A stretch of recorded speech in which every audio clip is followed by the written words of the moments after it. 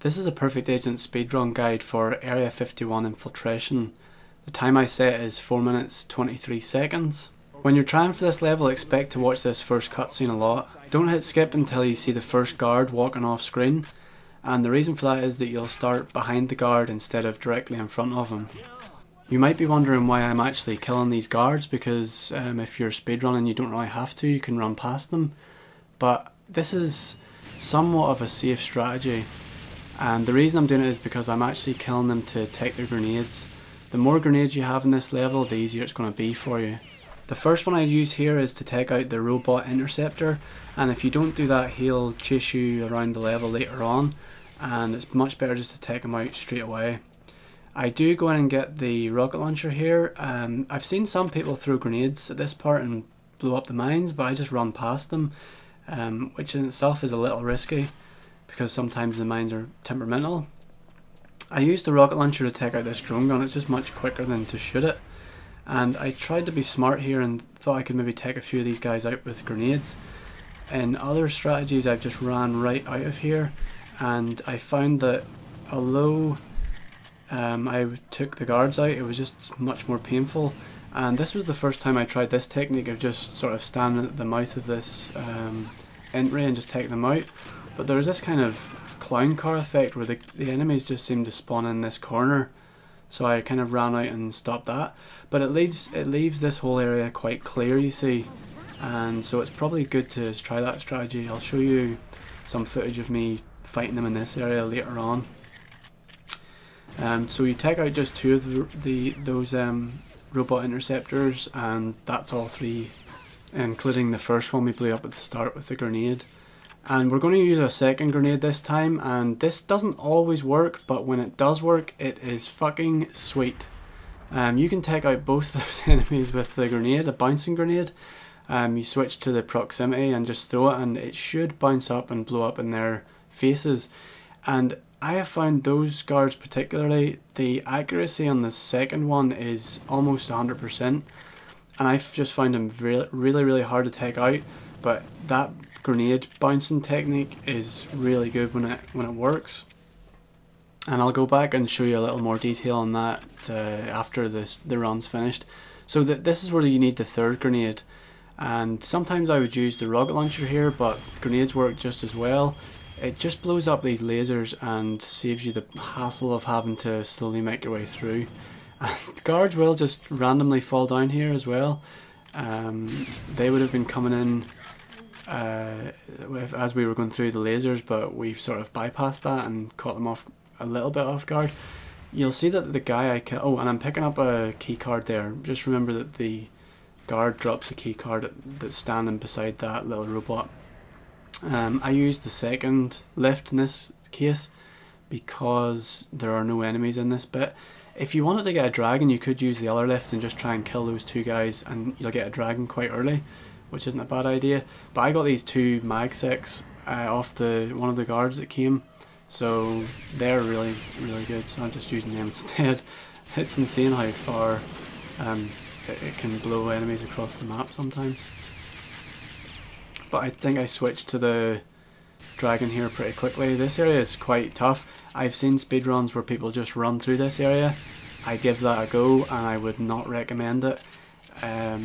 Again, this is somewhat of a safe strategy. You'll find grenades in this level. Guards will throw grenades. Particularly in this part, the blue guards just seem to love using grenades, and I think I actually get another one in this gantry up here, and most times I played this level, I had, yeah, that's the guy there throwing one, and I was really lucky to run past that. If I'd have stayed back there, that would have most certainly blown me up.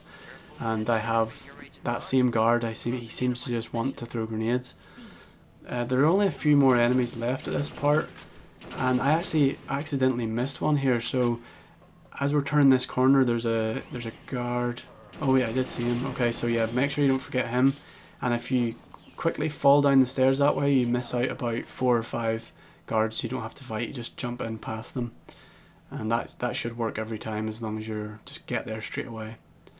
So that's how I got my time of 4 minutes 23 seconds. So some things that could go wrong. Well, the first thing that could go wrong is that you could mess up this grenade that takes out the first robot, I just stand immediately as you turn the corner, but I also crouch, and the reason for that is that if you don't crouch, the guards in the tower can actually shoot at you and they will hit you. The next thing that could go wrong is the mines could actually go off in this minefield. 9 times out of 10 I can go in and get the rocket without blowing them up, but sometimes I'm just a little bit too far to the left and the mines will blow up. There are quite a lot of enemies in this next part where you have to throw the comms radar, but when I was first speedrunning this I used to shoot my rocket and just run in and try and do what I had to do and just take out the guards as I needed to. But to be honest, this way isn't much quicker because you end up spending so much time running after the enemies trying to kill them, whereas if you fight them at the mouth of the entry into this area, it's much easier because once all the guards are dead you can get on with the objectives without having to worry that one's going to be behind you.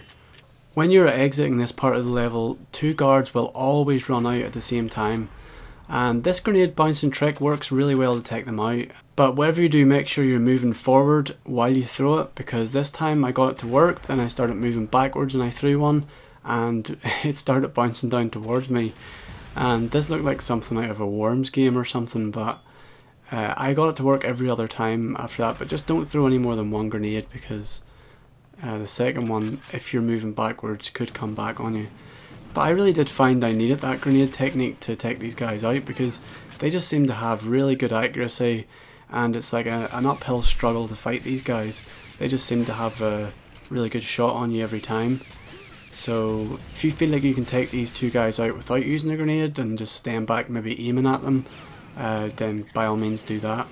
So this is the final part that you're likely to get some difficulty in this level, and really I made the mistake here of not trying to get a dragon right off the bat and trying to switch to a dragon. But there's a real problem here with the grenades, and just check out this guard's grenade throw. He throws a grenade around the corner. There was no way for me to even shoot him to try and get him to stop that, so I didn't even expect the grenade to come at me. And this seems to happen a lot at this corner because I actually died twice here from grenades.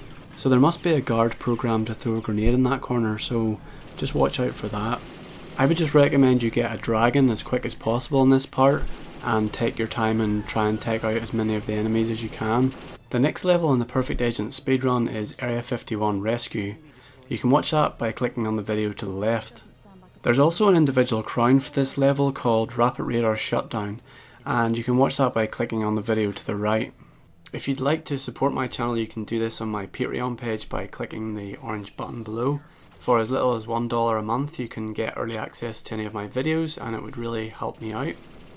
Another way to stay in touch is through Twitter or my Google Plus page, or you can just subscribe for the next video. I hope this video helped you to speedrun this level.